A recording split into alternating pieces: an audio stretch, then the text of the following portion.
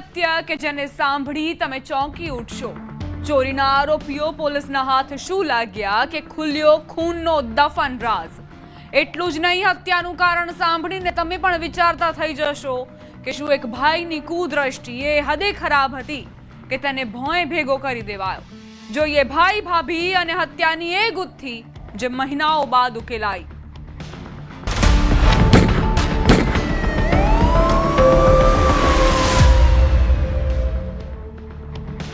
ચોરી, લૂંટ અને ઘરફોડ જેવી વારદાતોને અંજામ આપતી એક ગેંગ પોલીસના હાથ શું લાગી કે તેમના એક પછી એક રાજ ખુલતા ગયા।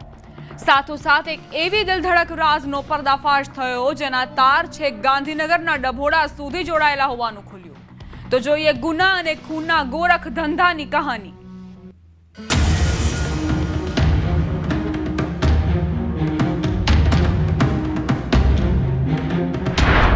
રીઢા ગુનેગારો ગિરફ્તમાં। બે પુરુષ અને એક સ્ત્રી એ શાતિર અપરાધીઓ કે જેઓ પોલીસને હાથ તાળી આપવામાં ઘણા જ ચબરાક મનાતા, પરંતુ આ ત્રણેય પોલીસ ગિરફ્તમાં આવી જતા ન ફક્ત ચોરીના અનેક રાજ બહાર આવ્યા, પરંતુ એ સનસનીખેજ હકીકત પણ જાણવા મળી જે ફક્ત ને ફક્ત આ ત્રણ લોકો જ જાણતા હતા। રાહુલ ઉર્ફે વિકાસ લક્ષ્મણભાઈ બજાણિયા, શીતલ ઉર્ફે કાળી રાહુલભાઈ બજાણિયા, મેહુલ ઉર્ફે કાળીઓ લક્ષ્મણભાઈ બજાણિયા। ગત 15 જુલાઈ 2025 ના રોજ સોનાસણ ગામની સીમમાં ખાનગી કંપનીમાં 10 લાખની ચોરીનો ગુનો ઉકેલવા પોલીસ દોડધામ કરી રહી હતી। એક તરફ ટેકનિકલ સર્વેલન્સ, સીસીટીવી ફૂટેજ તથા હ્યુમન સોર્સિસની મદદથી સતત ટીમો કાર્યરત હતી કે આ દરમિયાન 4 સપ્ટેમ્બર 2025 ના રોજ હિંમતનગરથી ઈડર રોડ પર પોલીસ પેટ્રોલિંગમાં હતી તે દરમિયાન એક માહિતી મળી। જાદરના માનગઢ ગામમાં 3 દુકાનોમાં ચોરી અને એક બાઇકની ચોરી તથા 1.5 મહિના અગાઉ સોનાસણ ગામમાં થયેલી ચોરી કરનારા પસાર થવાના છે કે જેને લઈને ચુસ્ત ચેકિંગ શરૂ કરાયું અને જાણવા મળેલ લોડિંગ રિક્ષા નંબર GJ9AX9491 માં સવાર થઈ તે ઈડર વીરપુર બાજુથી નીકળી હિંમતનગર આવી રહ્યો છે। જે બાતમીના આધારે ધાણધા ફાટક પાસે ઈડર તરફથી હિંમતનગર આવતા રોડ પર વાહન ચેકિંગ હાથ ધરાયું અને ઝડપી પડાયા રાહુલ અને તેની પત્ની શીતલ તથા તેઓનો સાગરીત મેહુલ। પોલીસે ત્રણેયની યુક્તિ પ્રયુક્તિથી પૂછપરછ શરૂ કરી અને અચાનક દિલમાં ધરબાયેલી એક વાતની કબૂલાત રાહુલે કરી। તેમણે જે પ્રાંતિજ ખાતેની 10 લાખ રૂપિયાની ઘરફોડ ચોરી હતી અને તે ઉપરાંત જાદર પોલીસ સ્ટેશનની હદમાં એક 80,000ની ઘરફોડ અને એક બાઇક ચોરીની કબૂલાત આપી। ત્યારબાદ આ લોકોનો ગુનાહિત ઇતિહાસ અને જે રાહુલ છે તેના ભાઈ મેહુલનો પણ ગુનાહિત ઇતિહાસ તથા શંકર બજાણિયા કરીને છે તેનો ગુનાહિત ઇતિહાસ હતો। તેના આધારે પૂછપરછ શરૂ કરવામાં આવી કે તેના બ્રધર્સને એ લોકો શું કરી રહ્યા છે। તે દરમિયાન શંકર કેમ કે પેરોલ જમ્પ હોય જાન્યુઆરી મહિનાથી તેના વિશે વિશેષ સઘન પૂછપરછ કરતા આરોપી રાહુલ ભાંગી પડ્યો હતો। આરોપીઓની પૂછપરછ કરતા એક પછી એક 70 થી વધુ ગુનાઓના રાજ ખુલ્યા। 1.5 મહિના અગાઉ રાહુલ તથા કરણ પટણી સહિત અર્જુન દેવી પૂજકે સલાલ નજીકની ફેક્ટરીમાં ગ્રીલ તોડી ઓફિસમાંથી 8 લાખની ચોરી કરી હતી અને રૂપિયા સરખે ભાગે વહેંચી દીધા હતા। તો રાહુલ તથા અજયે મહેસાણાના સાંઈ મંદિર નજીક બાઇક ચોરી તથા દુકાનોમાં ચોરી કરી હોવાનું જાણવા મળ્યું છે। ગુનેગારોના રાજ એક પછી એક ખુલી રહ્યા હતા। ન ફક્ત ચોરી, લૂંટ કે ઘરફોડના, પરંતુ એવી હકીકતનો પર્દાફાશ થયો કે જેના કારણે તાર છેક સાબરકાંઠાથી ગાંધીનગરના ડભોડા સુધી લંબાયા। રાહુલ અને મેહુલનો મોટો ભાઈ શંકર બજાણિયાનું નામ ખુલ્યું જે વિજાપુરના મર્ડરના ગુનામાં અમદાવાદ સાબરમતી જેલમાં આજીવન કેદની સજા કાપી રહ્યો હતો। જે 16 દિવસ માટે પેરોલ પર રજા પર ઉતર્યો તો ખરો, પરંતુ આજ દિન સુધી પરત ન આવતા તે અંગે યુક્તિ પ્રયુક્તિથી તેના ભાઈઓની પૂછપરછ કરી તો જાણવા મળ્યું કે બે ભાઈઓ વચ્ચે થયો હતો ઝઘડો।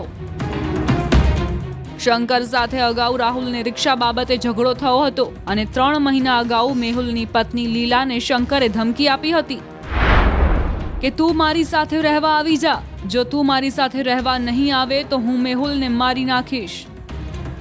જે બાબતે મેહુલ તથા શંકર વચ્ચે ઝઘડો થયો હતો। આ દરમિયાન 1.5 મહિના અગાઉ રાહુલ, મેહુલ અને શીતલ ત્રણેય દહેગામ રેલવે ગરનાળા નજીક ચોરી કરવા માટે ભેગા થયા અને ચોરી કરી વડોદરા ગામમાં વડલા પાસે પાણી પીવા ઊભા રહ્યા હતા। જ્યાં મેહુલની પત્ની રાખવા બાબતે તથા રાહુલને રિક્ષા બાબતે ઝઘડો થયો। રાહુલ મેહુલ અને તેનો ભાઈ શંકર સાથે અગાઉની અદાવત રાખી ઝઘડો કર્યો અને શંકરને ગળદા પાટુનો માર મારતા તે ખાડામાં પડી ગયો કે 7મા મહિનાની અંદર રાહુલ, મેહુલ અને રાહુલની વાઇફ શીતલ એ 3 લોકો દ્વારા શંકર છે તેનું મર્ડર કરી નાખવામાં આવ્યું છે.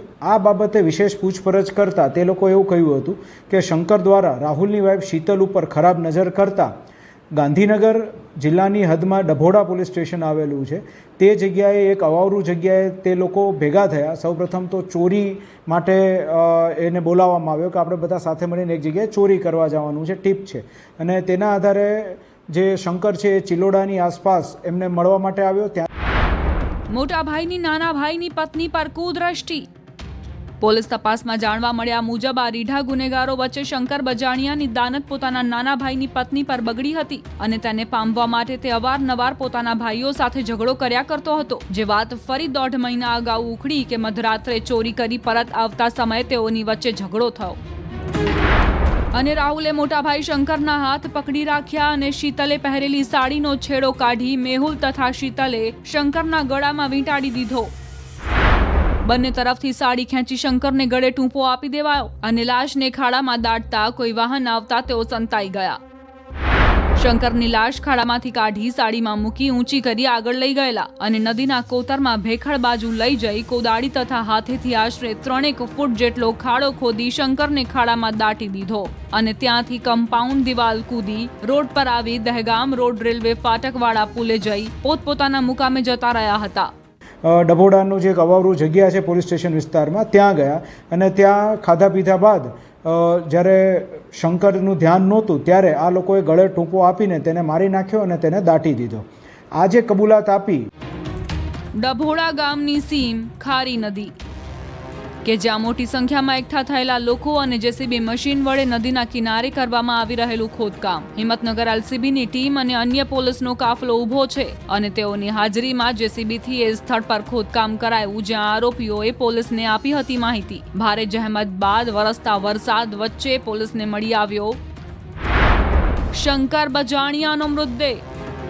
જે સ્થળ પર બોડી એ લોકોએ દાટેલું છે દર્શાવતા હતા ત્યાં એક્ઝ્યુમેશન કરવામાં આવતા ત્યાંથી આ ડેડ બોડી મળી આવેલું હતું અને જે ઓળખ ચિહ્નો આ લોકોએ કહેલા હતા, જે ચેન, વીંટી અને પૈસા શંકર પાસે છે એની વાત કરેલી હતી તે મુજબનું મુદ્દામાલ પણ તે ડેડ બોડી ઉપરથી મળી આવ્યો. તેના આધારે ફર્ધર પછી તેનું પીએમ કરાવવામાં આવ્યું ડભોડા પોલીસ સ્ટેશન દ્વારા. ભાઈ ભાભીએ કરી મોટા ભાઈની હત્યા. શંકર બજાણિયાની લાશ મળી ચૂકી હતી. તેના કપડાં અને તેની પાસે રહેલા મુદ્દામાલને તેના પિતા અને તેના ભાઈએ ઓળખી બતાવતા તે જ હોવાનું ફલિત થયું હતું. પોલીસે લાશને પોસ્ટમોર્ટમ માટે મોકલી આપી હતી અને 3 આરોપીઓ વિરુદ્ધ હત્યાનો ગુનો દાખલ કરી અલગથી કાર્યવાહી હાથ ધરી હતી.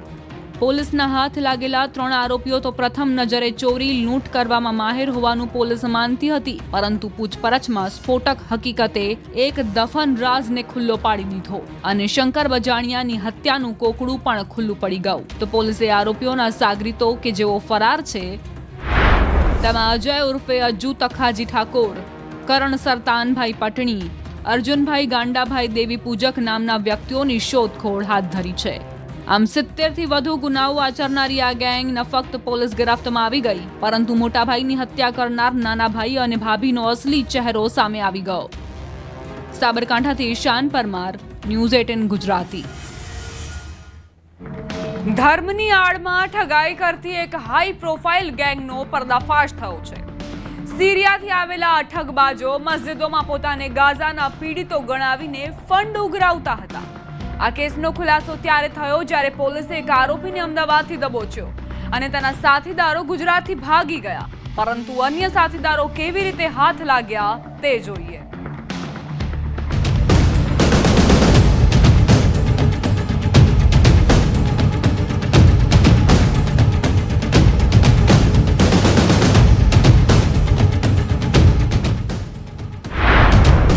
જે સીસીટીવીમાં થયા હતા કેદ, જે અમદાવાદની વિવિધ મસ્જિદોમાં ફરતા હતા, મુસ્લિમ આગેવાનોનો સંપર્ક કરી મેળવતા હતા ફંડ, એ જ વ્યક્તિઓમાંનો અલી મેઘાત અલ ઝહેર પકડાયો હતો. જેની પૂછપરછમાં ખુલ્યા હતા વધુ કેટલાક લોકોના નામ અને તેઓની શંકાસ્પદ પ્રવૃત્તિના રાઝ. જો કે અલી અલ ઝહેર પકડાયા હોવાની જાણ તેના અન્ય સાગરીતોને થતાં જ તેઓ અમદાવાદથી છૂમંતર થઈ ગયા.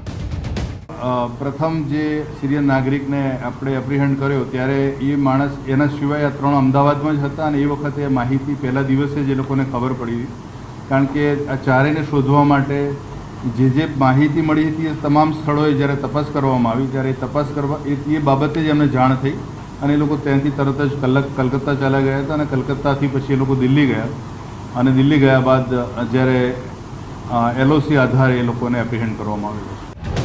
અમદાવાદના લાલ દરવાજા વિસ્તારમાં આવેલ હોટેલ રીગલ રેસિડેન્સીમાં કેટલાક યુવકો રોકાયાની જાણ પોલીસને થઈ હતી, જે આધારે તપાસ કરતા રૂમ નંબર 201 માંથી સિરિયાનો અલી મેઘાત અલ ઝહેર પકડાયો, જેની પૂછપરછમાં વધુ 5 નામ બહાર આવ્યા હતા અને તમામ ગાઝાથી ટુરિસ્ટ વિઝા પર આવ્યા હોવાનું જાણવા મળ્યું હતું. જો કે અલી હાથમાં આવતા તેના સાગરીતો ગુજરાત છોડી યુપી અને ત્યારબાદ કોલકાતા અને દિલ્હી પહોંચ્યા, જ્યાંથી તેઓ દબોચાઈ ગયા હતા. માહિતી મળી એ પ્રમાણે એ લોકો ઉત્તર પ્રદેશના કેટલાક વિસ્તારોમાં, કલકત્તા, ઇવન દક્ષિણ ભારત અને દિલ્હી એમ અને અમદાવાદ આ રીતના અલગ અલગ વિસ્તારોમાં એ લોકો ફરેલા છે. એ જે વિઝા ઉપર આવેલા છે ચારેય વ્યક્તિઓ એ ટુરિસ્ટ વિઝા છે અને ટુરિસ્ટ વિઝા ઉપર આવેલ વ્યક્તિ આ પ્રકારનો ફંડ ફાળો એકત્ર કરી નથી શકતો. એમણે વિઝા રૂલ્સના જે નિયમો છે એનો ભંગ કરેલો છે.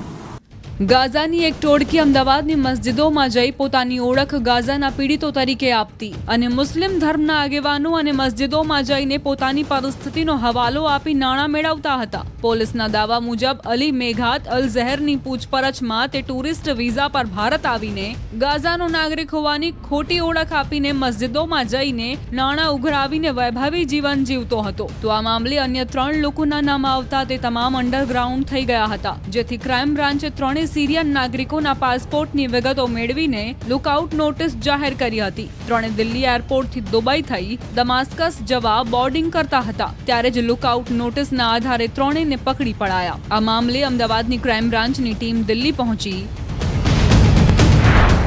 ઝકારિયા હેથમ અલઝર, અહેમદ ઓહેદ અલ હબશ, યુસેફ ખાલિદ અલ ઝહેર નામના વ્યક્તિઓને પકડી અમદાવાદ લાવી હતી. આ જે 3 વ્યક્તિ છે એમની પાસેથી અલગ અલગ કુલ $3000 અમેરિકન મળેલા છે. એમના 2 ફોન પૈકી 3 જણાના જે ફોન છે પૈકી એક ફોન તેનું સિરિયાનું સિમ કાર્ડ છે ને બાકીના 2 એમણે દિલ્હીથી નવા ખરીદેલા છે. પેલેસ્ટાઇન અને ત્યાંની પરિસ્થિતિના નામે જે પ્રકારે ડોનેશન આપ્યું તો એ ભારતીય ચલણમાં આપેલું છે અને આ લોકોએ ભારતીય ચલણને એમણે કન્વર્ટ કરાવ્યું છે અમેરિકન ડોલરમાં. અને એ જે એમણે કન્વર્ટ કરાવ્યું છે એ કઈ જગ્યાએથી કરાવ્યું છે, એમને આ કન્વર્ટ કરવા માટે કોણે કોણે મદદ કરેલી છે એ દિશામાં હાલ જે માહિતી મળી છે એના ઉપર તપાસ ચાલી રહેલી છે. જાણવા મળ્યા મુજબ ઝડપાયેલા લોકોએ 3 ઓગસ્ટથી 2 ઓક્ટોબર સુધીના ભારતના ટુરિસ્ટ વિઝા મેળવ્યા હતા અને 8 ઓગસ્ટે અમદાવાદ એરપોર્ટ પર આવ્યા હતા. કોઈ મોટી મસ્જિદમાં નમાઝ પડીને ત્યાંથી શાહ આલમ ખાતે આવ્યા અને ત્યાંની એક મસ્જિદમાં 10 થી 12 દિવસ રોકાઈને ટ્રેન મારફતે દિલ્હી ગયા હતા, જ્યાં એક હોટેલમાં 13 દિવસ રોકાઈને દિલ્હીની મસ્જિદોમાં ફંડ એકઠું કરવા ગયા હતા, પરંતુ કોઈ એક પણ રૂપિયો આપ્યો નહોતો. જો કે ફાળા રૂપે ઉઘરાવાયેલા રૂપિયા તેઓ પોતાના અંગત કામ માટે વાપરતા હોવાનું જાણવા મળ્યું છે. કે પેલેસ્ટાઇનના નામે, ત્યાંની પરિસ્થિતિના નામે અને કુટુંબમાં પડેલી આફતના નામે એ લોકો વ્યક્તિગત એશો આરામ માટે આ પ્રકારનો ફંડ ફાળો એકત્ર કરતા હતા. એમની જે ગતિવિધિ છે અને એમણે જે સ્થળોની વિઝિટ લીધેલી છે એ અંગેની કેટલીક બાબત અત્યારે તેના ઉપર તપાસ ચાલી રહેલી છે. અમદાવાદની મસ્જિદોમાં ફરતા પોલીસ તપાસ મુજબ ઝડપાયેલા 3 લોકો એકબીજાના સંબંધી છે, જ્યારે અહેમદ અલ હબશ અગાઉ 2 વાર પત્ની તથા બાળકો સાથે ટુરિસ્ટ વિઝા પર ભારત આવી ચૂક્યો છે અને જે તે સમયે લખનઉ તથા દિલ્હીની મસ્જિદોમાં જઈને ફંડ એકઠું કરવાનું કામ કર્યું હતું. ત્યારે અત્યાર સુધીમાં દેશમાં કેટલા સ્થળો પરની મસ્જિદો અને કેટલું ફંડ એકઠું કરી ચૂક્યા છે તે અંગેની માહિતીઓ મેળવાઈ રહી છે અને ઝડપાયેલા તમામને ડિપોર્ટ અને બ્લેકલિસ્ટ કરવાની પ્રક્રિયા હાથ ધરવામાં આવી છે. અમદાવાદથી મૌલિક ધામેચા, ન્યૂઝ 18 ગુજરાતી. ફરી એકવાર સુરતમાં સફેદ પાવડરનું દૂષણ ભમરાવવા લાગ્યું. ફરી એકવાર એક વ્યક્તિ પકડાયો સફેદ પાવડર સાથે. તો જોઈએ મહારાષ્ટ્રથી સુરત સુધી કયા તાર પોલીસના હાથ લાગ્યા કે જેનાથી ખુલ્લો પડી ગયો ડ્રગ્સના કારોબારનો ધંધો.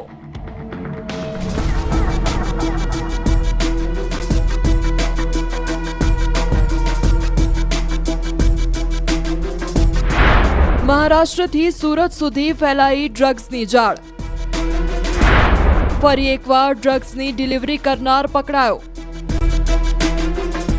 સુરત પોલીસના સકંજામાં જે વ્યક્તિને તમે જોઈ રહ્યા છો તે છેક મહારાષ્ટ્રના જલગાંવથી સુરત આવ્યો, એ પણ સફેદ પાવડર સાથે.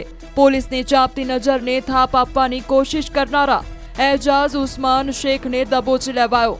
જેના અંગે પોલીસને માહિતી મળી કે મહારાષ્ટ્રથી આરોપી ડ્રગ્સ લઈને સુરતમાં ડિલિવરી માટે આવવાનો છે કે તાત્કાલિક ચોતરફ બંદોબસ્ત ગોઠવી દેવાયો અને સલાબતપુરામાં ઠેર ઠેર પોલીસ કર્મીઓ ગોઠવાઈ ગયા. જ્યાં રાહ જોવાતી હતી એજાઝ શેખની. કડક ચેકિંગ અને સચોટ બાતમીના આધારે સુરત ક્રાઇમ બ્રાન્ચ જેને શોધતી હતી તે એજાઝ શેખ હાથ લાગ્યો ઉમરવાડામાંથી.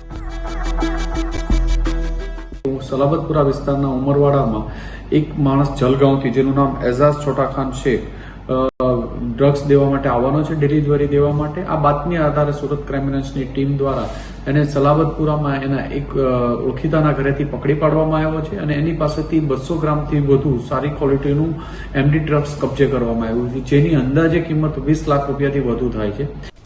નો ડ્રગ્સ ઇન ગુજરાત અભિયાન છેલ્લા કેટલાય સમયથી ચલાવવામાં આવી રહ્યું છે, જેના નેજા હેઠળ કેટલાય કરોડોનું ડ્રગ્સ જપ્ત કરી તેને ખાખમાં ભેળવી દેવાયું છે અને ડ્રગ્સની હેરાફેરી કરનારાઓ વિરુદ્ધ કડક પગલાં ભરવામાં આવ્યા છે. તેમ છતાં સુરતમાં ડ્રગ્સની હેરાફેરી અને ડ્રગ્સ પકડાવાનો સિલસિલો બંધ નથી થઈ રહ્યો. ત્યારે ક્રાઇમ બ્રાન્ચને માહિતી મળતા ઉમરવાડામાં એમડી ડ્રગ્સ સાથે એક આરોપીને તેના જ સંબંધીના ઘરેથી દબોચી લેવાયો છે. 20 લાખનું એમડી ડ્રગ્સ જપ્ત. એજાઝ શેખ મહારાષ્ટ્રના જલગાંવથી લાખોની કિંમતનું એમડી ડ્રગ્સ લઈને સુરત ડિલિવરી માટે આવી રહ્યો છે, જેના આધારે સલાબતપુરા પોલીસે ચોમેર વોચ ગોઠવી દીધી અને ઉમરવાડા ચીમની ટેકરા વિસ્તારમાં આવેલા એક મકાનમાંથી એજાઝ શેખને દબોચી લીધો. જ્યારે પોલીસે ત્યાં રેડ કરી તો મોટી સંખ્યામાં લોકો એકઠા થઈ ગયા હતા. જો કે પોલીસની કુનેપૂર્વકની કામગીરીમાં કોઈ અડચણરૂપ નહોતું બન્યું, પરંતુ આરોપી પાસેથી પોલીસે 200 ગ્રામ એમડી ડ્રગ્સનો જથ્થો જપ્ત કરવામાં સફળતા મળી હતી. આ ડ્રગ્સ કબજે લીધા બાદ આ ક્યાંથી આવ્યું હતું અને કોને આપવાનું હતું એ માહિતી મેળવવામાં આવી છે અને આ લોકોને આગળ પકડવા માટેની કાર્યવાહી ચાલુ છે અને કોર્ટમાં રજૂ કરી એના 9 તારીખ સુધીના રિમાન્ડ પણ પોલીસ કસ્ટડીને મળેલા છે. ડ્રગ્સ મહારાષ્ટ્રથી લાવનારો કોની પાસેથી લાવ્યો, કેટલા સમયથી ડ્રગ્સની હેરાફેરી કરી રહ્યો છે, કેટલામાં તે કોના ઇશારે વેચી રહ્યો છે તે સહિતની માહિતીઓ પોલીસે મેળવી લીધી છે. ત્યારે આગામી સમયમાં ડ્રગ્સની હેરાફેરી અને તેના સોદાગરોના નામ ખુલે તેવી શક્યતાઓ પૂરેપૂરી સેવાઈ રહી છે. હાલ તો ફરી એકવાર નો ડ્રગ્સ ઇન સુરત મુહિમ અંતર્ગત હાથ લાગેલો એજાઝ શેખ જેલ હવાલે થઈ ગયો છે. સુરતથી કીર્તેશ પટેલ, ન્યૂઝ 18 ગુજરાતી. નજર હવે ભગવાનના ધામ પર પડી છે. મંદિરોમાંથી ચાંદીના છત્તર અને મુગટની ચોરી કરતી એક ખતરનાક ગેંગનો પર્દાફાશ થયો છે. કેવી રીતે પોલીસે આ 4 આરોપીઓને ઝડપી પાડ્યા અને કયા કયા રહસ્યો બહાર આવ્યા તે જોઈએ.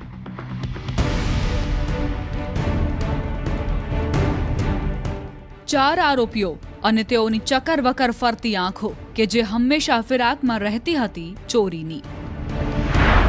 ફક્ત મંદિરોને કરતા ટાર્ગેટ.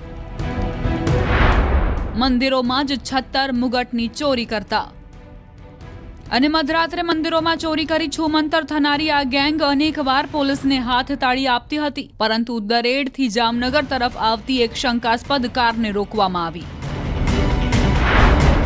અને કારની તલાશી લેતા મંદિરના છત્તર મુગટ મળી આવ્યા.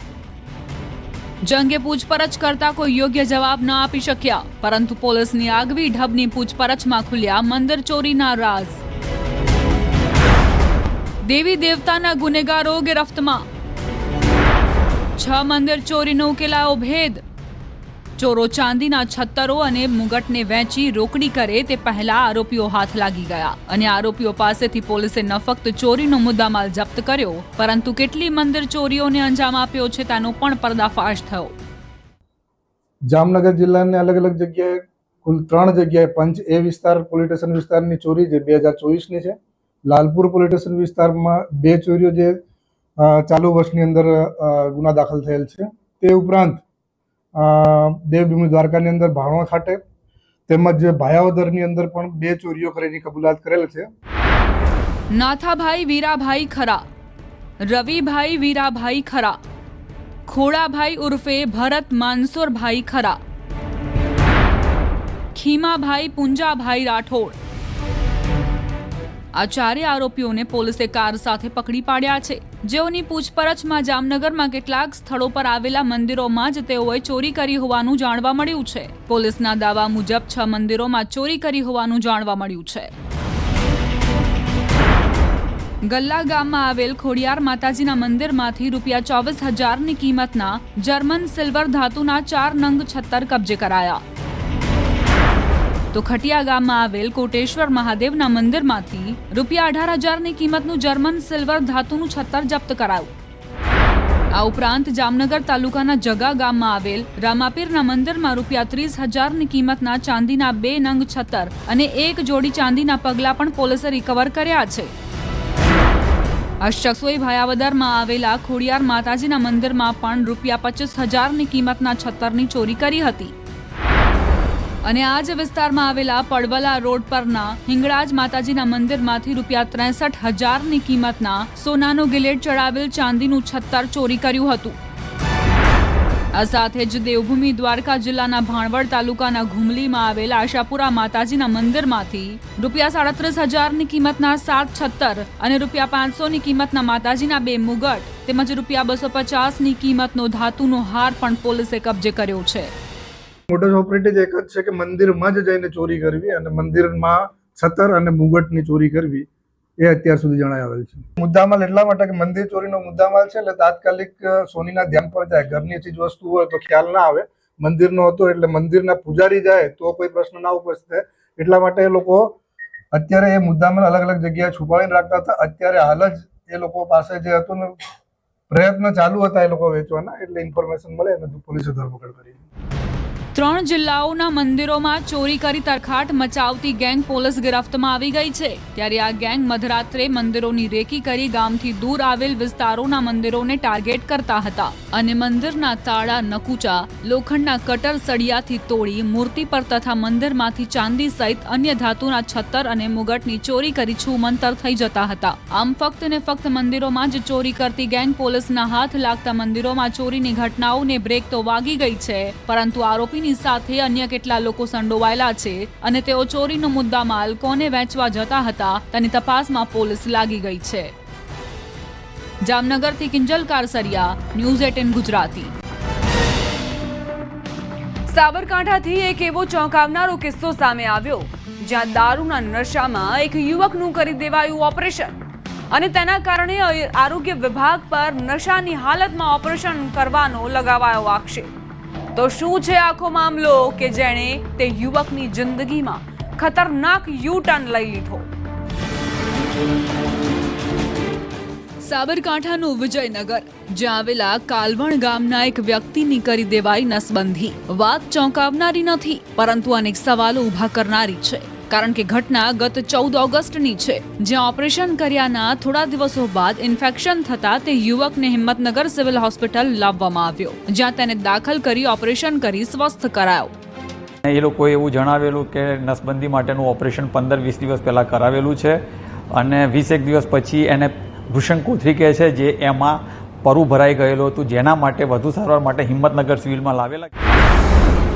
દારૂના નશામાં નસબંધીનું ઓપરેશન કર્યાનો આક્ષેપ. આખી ઘટનાનો ભાંડો ત્યારે ફૂટ્યો જ્યારે યુવક ભાનમાં આવ્યો અને તેણે આરોગ્ય વિભાગ પર કરી દીધા સનસનીખેજ આરોપો. કડિયાદરા PHC સેન્ટરમાં પ્રાથમિક તપાસ કર્યા બાદ ઈડરની ખાનગી હોસ્પિટલમાં નસબંધીનું ઓપરેશન કરી 4,000 આપવાની વાત કરી હોવાનો આક્ષેપ યુવકે કર્યો. જો કે 4,000 તો ન મળ્યા, પરંતુ ઓપરેશન બાદ ઇન્ફેક્શન થતા હિંમતનગર સિવિલ હોસ્પિટલ સારવાર અર્થે લાવવામાં આવ્યો. એ લોકો પીવા આવતા દારૂ પીવા એટલે અમે બી પીવા બેસેલા હતા. અમને આમ પછી મેં કહે છે કરીને અમારા ગામનો હતો, એ લઈને પછી ઘેર ગયો તો કડિયાદરા તો જી સર આપણે તો ખબર જ ના પડે પછી ઓપરેશન કરી નાખ્યો.